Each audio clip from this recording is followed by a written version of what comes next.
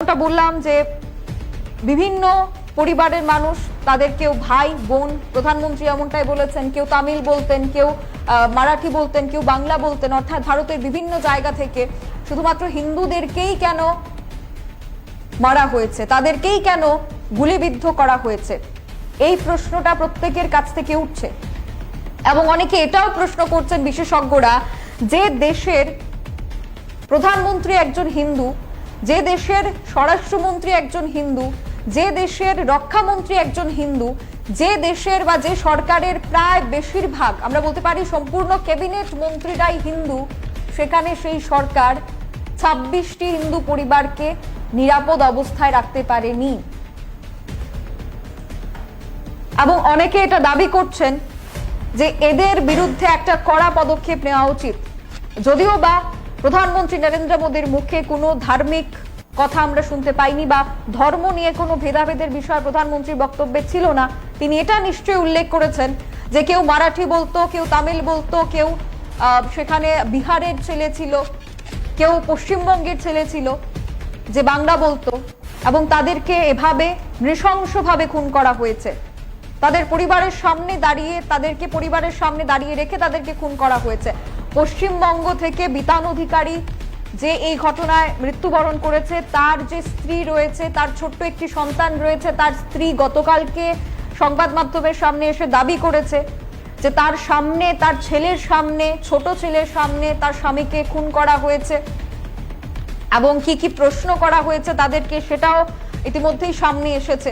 তো তার কারণে বিশ্লেষকরা বলছেন বা বিভিন্ন নেটিজেনরা বলছেন যে যে দাবিগুলি করা হচ্ছে, যে প্রশ্নগুলি উঠছে জঙ্গিদেরকে নিয়ে, বা পাকিস্তানকে যেভাবে ব্ল্যাকলিস্ট করার জন্য পরিকল্পনা নেওয়া হয়েছে, যেভাবে যুদ্ধকালীন তৎপরতা চালানো হচ্ছে, সবকিছুই ঠিক রয়েছে। অনেকে তো গোটা প্রত্যেক ভারতবাসী বলছে, কিংবা যে সকল ব্যক্তিরা তাদের পরিবার পরিজনদেরকে হারিয়েছেন, তাদের মা বাবা, তাদের ভাই বোন, তারা কি বলছেন? তারা একটাই কথা বলছেন, যে জঙ্গিরা এই ধরনের কর্মকাণ্ড ঘটিয়েছে তারাও যাতে এভাবেই নিঃস্ব হয়ে যাক, তাদেরকেও যাতে এভাবে মুছে ফেলা হোক।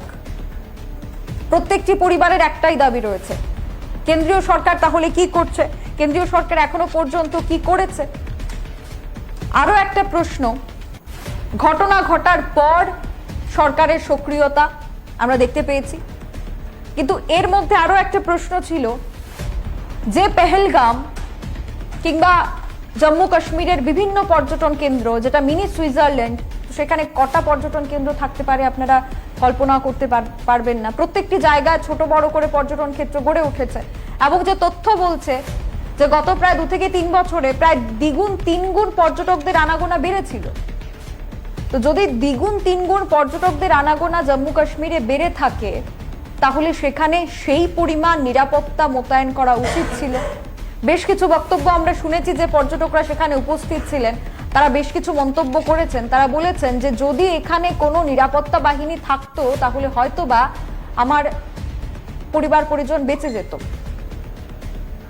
হরিয়ানার একজন মৃত্যুবরণ করেছেন, এবং ওনার বোন দাবি করেছেন যে প্রায় 1.5 ঘন্টা ওনার ভাই জীবিত ছিল, কিন্তু সেখানে সাহায্য করার মতো কেউ ছিল না, কোনো নিরাপত্তারক্ষী বাহিনী কিংবা আর্মি কিংবা কোনো আধা সামরিক বাহিনী সেখানে ছিল না। যদি থাকতো তাহলে তাদের হয়তোবা প্রাণ বাঁচত।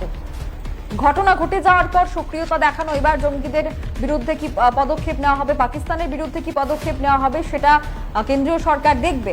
কিন্তু যে যে ঘটনাগুলি বিগত দিনে ঘটেছে, যে লিস্ট আমাদের সাথে রয়েছে, এই তালিকাগুলি কি আপনাদেরকে প্রশ্ন করতে বাধ্য করে না যে একের পর এক ঘটনাগুলি ঘটছে, তাহলে ভারতীয় যে তদন্তকারী সংস্থাগুলি রয়েছে, সেই তদন্তকারী সংস্থাগুলি কি করছে, তাদের কাজ কি? আমরা ঘটনাগুলি যদি একের পর এক দেখি, তাহলে 2025 সালে পেহেলগাম হামলা, 2019 সালে পুলওয়ামায় বিস্ফোরণ, 2017 সালে অমরনাথ যাত্রায় হামলা, 2016 সালে উরি হামলা, যে উরি হামলায় প্রায় 19 জন সেনা শহীদ হয়েছিলেন। তারপর পুলওয়ামা বিস্ফোরণে আপনারা জানেন 44-এরও বেশি সেনা জওয়ান শহীদ হয়েছিলেন।